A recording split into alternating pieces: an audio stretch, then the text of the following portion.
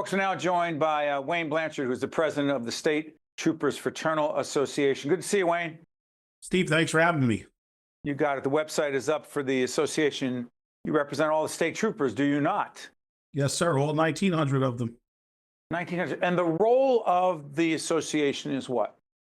I mean, day-to-day collective bargaining, grievances, legislation, where we're lobbying for a few bills now. I was just down in Trenton yesterday. So, very proud of what we do for our members and our record over the last 8 years with my administration.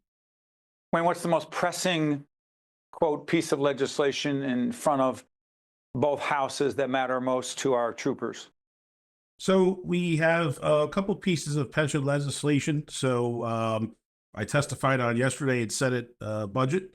One of them has to do with giving our troopers the availability to buy back some credit time from other endeavors, such as Class 2 Special Police, their academy service time. And it's important because it gives us parity with our colleagues on the local and county level. And then there's a mechanism to buy military service academy time, which I think is a nice niche for recruiting purposes. And look, as an organization, Colonel Schwarzkopf himself, our first superintendent, was a graduate of West Point. So, I think it's a nice touch. Most people do not know that General Norman Schwarzkopf's dad was the first head of the state police. Wayne, let me ask you this. The Attorney General's report, you've commented on this before.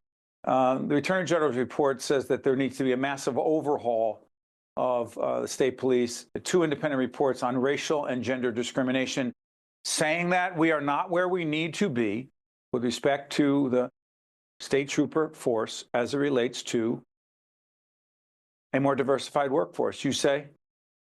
So the first thing I say, again, I'm very proud of our record. We've worked very hard with all of the different groups of troopers that we represent, with other stakeholders in the community and the legislature. I think when you look at that report, I think it's 100 or 155 active, retired, and former troopers. So I'm not so sure what former troopers means, but I have concerns with the validity of some of it. When you talk about retired and former troopers, did they leave the organization with access to grind and provide, kind of suspect information? Well, I want to be clear. You are confident that the level of diversity in gender and race in the state police is what it needs to be? We're doing well. Our position is we can always do better. And again, we talk about efforts we've done with minority recruiting, things of that nature. Now, where I have concerns is in that report, it was turned against us about how we treat pregnant females. We treat them quite well. We promulgated a policy in 2021. It was the Attorney General's office that actually unilaterally came in and took the policy away from our female troopers. We've grieved that policy. We've prevailed in the grievance forum, and it's also been recognized. The legislature introduced a bill. I testified on that, and it has cleared the full assembly. We're waiting to move it in the Senate to give our female troopers their recovery leave rights. Help us understand this. Obviously, the relationship between federal law enforcement, state, local, it's complicated, county, it's complicated stuff. Break this down in terms that those of us who are not in law enforcement can understand, our audience in particular. The ICE agency, the federal agency responsible for deportation of those who are here illegally, what is the role of the federal law enforcement officials as it relates to the state? Do state police have any role in that at all? So it's important to note that in 2019, the Attorney General's office put out a directive. That directive does not allow state, local, or county officers in New Jersey to participate in ICE operations. Now, that's notwithstanding certain task force and day-to-day enforcement of state laws. In addition, the federal ICE officers are not allowed to utilize state or local police facilities, equipment, technology, databases, et cetera. So, look, as I said, troopers, we're professional. We're proud to follow orders. We're proud to have a role in the criminal justice system. We respect everybody's dignity. So we abide by that policy day in and day out. Where I do have concerns, Steve, is that, the lack thereof or the prohibition on communicating with our federal partners could present a safety issue for our troopers. Hold on, Wayne. I need to understand. We need to understand that. Are you saying the current policy, the official policy in the state of New Jersey, is that you and your colleagues in the state police cannot communicate with federal law enforcement agencies as it relates to immigration? Yes, Steve. When when you look at the policy, it's open-ended in both fashions. We're prohibited from collaborating with ICE or participating in their operations. They're prohibited from coming to facilities, utilizing our equipment, our technology, our databases. So that essentially prohibits communication, which again, it for me, it rises to concern of trooper safety. Will it facilitate some type of tragedy down the road? Respectfully, then, Wayne, who's in charge?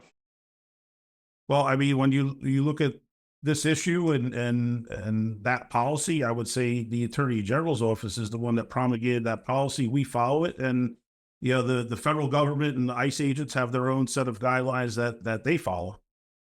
It's not my job to editorialize, but when law enforcement agencies are not in sync and coordinating implementation of policy, that can get tricky.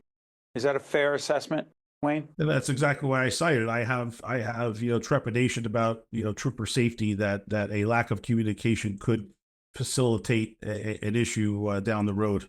What about safety? Safety for the general public as well. Agreed. Let me ask you this. You've been in law enforcement for how many years?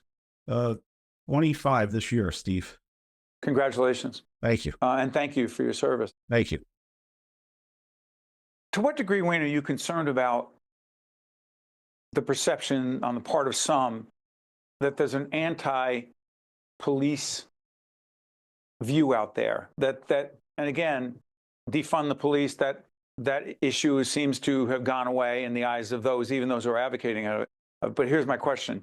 Where do you think we are in terms of public opinion on law enforcement? And I know it's a complex question. So look, there's still concern. There's still an anti-police sentiment out there. I agree with you, Steve. I think it's getting better. But look, it's causing issues with, like, for instance, recruiting. Our recruiting numbers are down. And I think the anti-police sentiment plays a large part to blame for that. But what I would say is, we've done a lot with all of our partners, community stakeholders, the legislature, working on a number of pieces of legislation and other policy that I think are going to be successful in getting confidence back in police. One of them I would name is police licensing. But my point is, we're only a couple of years into this. And I think, like any policy, you have to allow the policy time to be implemented and work. And then you reevaluate, maybe a decade later, not 2 to 3 years later, and try to continue to make changes. We need to see what we're doing, if what we did recently is working. Wayne Blanchard is the president of the State Troopers Fraternal Association. Again, congratulations on the 25 years. Thank you for your service. We'll make sure we have you back. Thank you, Wayne. Thank you, Steve. I'm Steve Adubato. That's Wayne Blanchard. We'll see you next time. State of Affairs with Steve Adubato is a production of the Caucus Educational Corporation. Funding has been provided by EJI Excellence in Medicine Awards, New Jersey Children's Foundation, Delta Dental of New Jersey, NJM Insurance Group, United Airlines, the Port Authority of New York and New Jersey, PSC&G, NJ Best, New Jersey's 529 College Savings Plan, and by the Adler Aphasia Center. Promotional support provided by New Jersey Monthly, and by Meadowlands Media. At the New Jersey Children's Foundation, we believe all children should have access to a high-quality public education regardless of where they live. We believe schools should place students on paths to success, and we invest in schools and educators who are meeting those needs. Whatever your seat on the bus, student, parent, teacher, business leader, you have a role in our mission. In Newark, district and charter schools show great education is possible. We're working to unite people across the city and state to provide students with the schools they deserve.